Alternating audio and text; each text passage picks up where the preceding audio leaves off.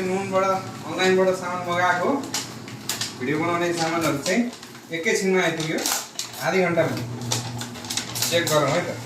भने जस्तो सामान छ कि छैन नभए फेरि रिटर्न गर्नु नै मिल्छ यो चाहिँ ट्राइपड फोन अड्काउनलाई हैन अनि यसमा चाहिँ दुईटा सामान हुनुपर्ने हो ल यो चाहिँ माइक ट्याक्कै यहाँ लाउनु पर्यो बोल्नु पर्यो हामी पनि होइन यसपछि यो चाहिँ मेरो फोनको लागि कभर अगाडि र पछाडि क्यामेराको लागि कभर ल यो छ होला सबभन्दा इम्पोर्टेन्ट कुरा चाहिँ यो हो यसलाई चाहिँ पहिला चेक गरिहालौँ है त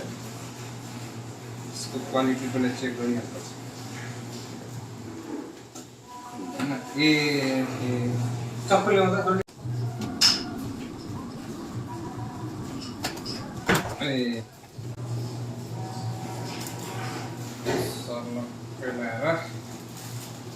यो चाहिँ आयो स्ट्यान्ड यो आयो फोन फर्काउने छैन यति दुईटा हो मेन कुरो भनेको स्ट्यान्ड हो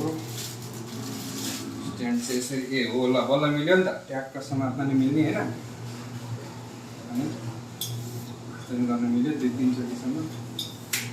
ए खतरा रहेछ ल अनि त्यसपछि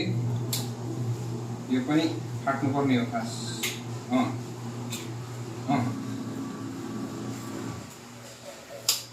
ल ट्याक्क यसरी फटाउने अनि यहाँनिर फोन अड्काउने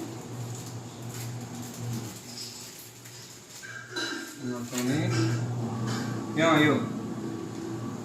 चार्ज गरेर रिमोट कन्ट्रोल यसरी घुमेपछि ट्याक्क लगाएर